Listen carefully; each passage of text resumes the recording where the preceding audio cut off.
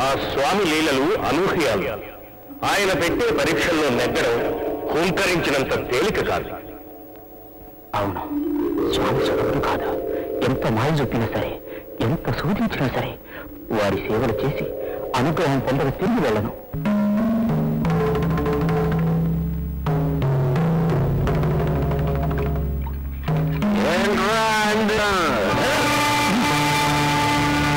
స్వామి, మీ కరాఘాతం చంద మారుతున్నా నాలోని అభిమే కానీ అపాపంచం చేసింది స్వామి. నన్ను అనుగ్రహించండి స్వామి.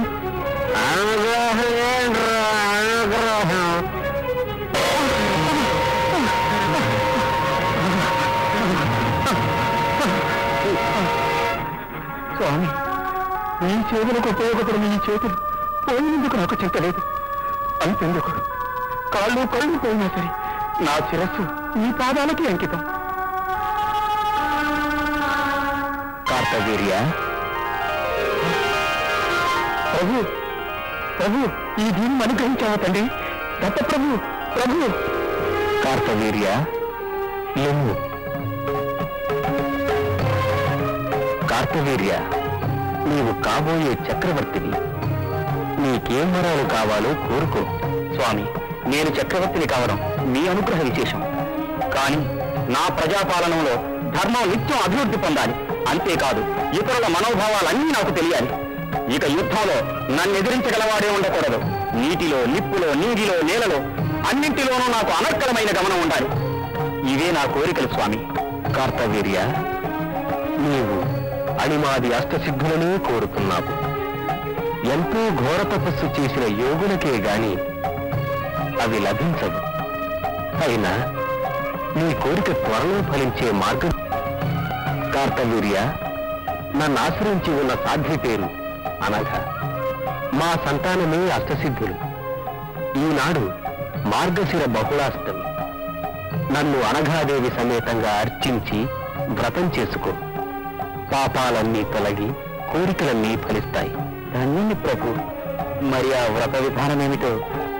ఈ రోజున అనఘాదేవితోనూ అష్టపుత్రులతోనూ కలసిన మమ్ము కలశ రూపాలలో మండపం మీద ఆవాహన చేసి భక్తి ప్రపత్తులతో షోడశోపచార పూజలు చెయ్యాలి. చెప్పా స్వామి. వేదనిధి మురీంద్ర. స్వామి, ఈ కార్తవీర్యుని చేత అనఘావ్రతాన్ని నిర్విరామంగా ఇష్టార్థములు సిద్ధించే వరకు చేయించండి. అవశ్యం స్వామి. పద్మాసనోత్తానమనోద్యపాదం పద్మం దధానం న భయం చ పాణ్యోః యోగస్థిరం నిర్భరకాంతి పుంజం దత్తం ప్రపద్యే అనఘనామధేయం.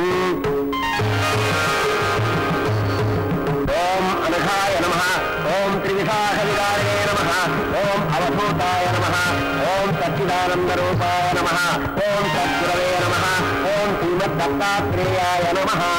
ప్రభోత్సవంతాత్ పరికల్పితైః కర్పూరవీరాజన దీపమాల్యైః యుష్మన్మహాస్య పరివేషపంక్తిః సింధూరితాభాస్వనశేనః ప్రభో.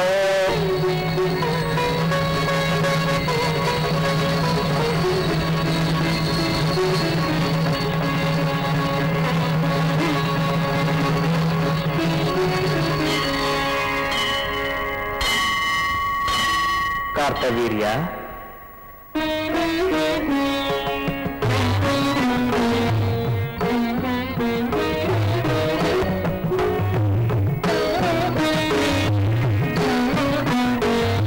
అదల దీక్షతో నీవు చేసిన వ్రతానికి సంతుష్టులమయ్యాము. ఈ మార్గశిర బహుళాష్టమి అనఘాష్టమి అనబడి నీ మూలంగా లోకవ్యాప్తమై లోక కళ్యాణానికి హేతువవుతుంది. నీవు కోరిన వరాలన్నీ అనుగ్రహిస్తున్నాము. కృతార్థులను స్వామి. అంతేకాదు, నీవు తలుచుకుంటే చాలు నీకు సహస్ర బాహువులు కలుగుతాయి.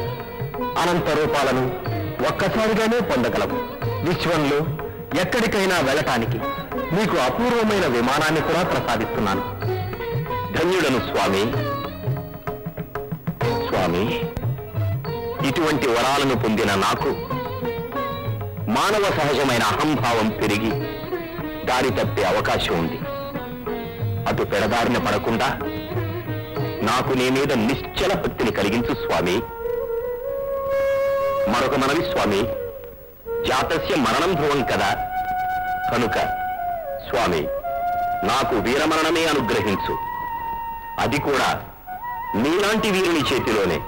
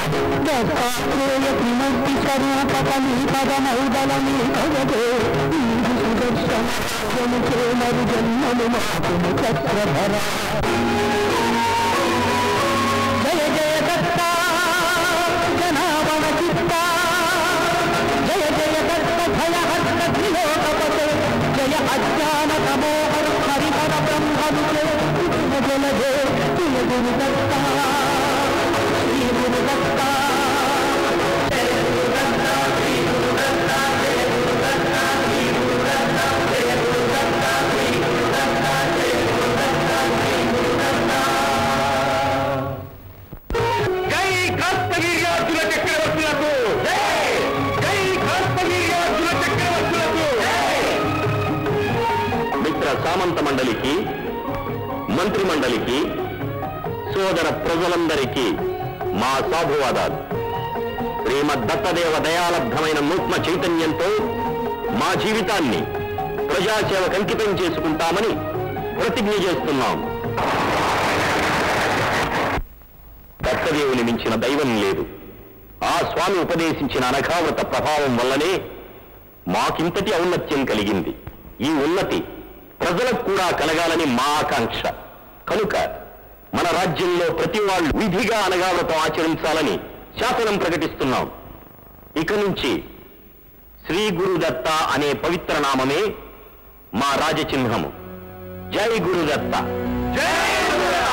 జై గురుదత్త, శ్రీ గురుదత్త.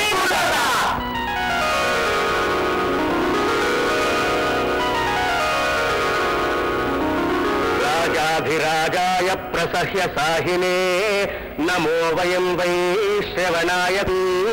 కామేశ్వరో వై శ్రవణో దదాతు కుబేరాయ వై శ్రవణాయ మహారాజాయ నమః.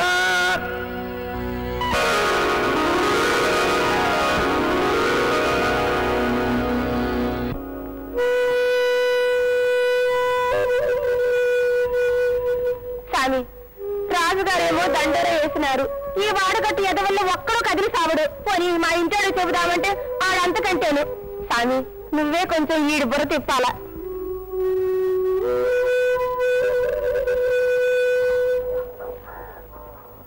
ఏమయ్యా, రాజుగారు దండోరా అయింది కదా, ఇంకా మన ఇళ్లలో పూజలు చేయించమనటానికి ఈ అయ్యారికి గుండా చెరువా ఏందంట? ఎన్నిసార్లు మాత్రమే శోభ, నాకు ఆ స్వామిని గుడి అంటావా? అనుగుణం ఊహించుకోవాలని నాకు మాత్రం లేదంటే. లేదని కాదు లేవయ్యా. ఆ మాటకు ఈ కడుపు కాయి కాస్తే ఆ సాగు పేరు పెట్టుకుంటానని నేను లేదంటే మొక్కుండే. అవునులే, ఈ నోములని నొత్తే అనుకున్నవన్నీ జరుగుతుందంటగా మరి. మా ఇంటికి వచ్చి చేయించేవాడు ఉంటాడే. అసలు మనం అడిగితే గందయ్యా. సర్లేయే, ఆ అయ్యోరు సార్ తిట్లు తింటే కానీ నీ ప్రాణం నిలవేయట్లేదు. నా ఎంటర్ నువ్వు లేవు, నీకే తెలుద్ది.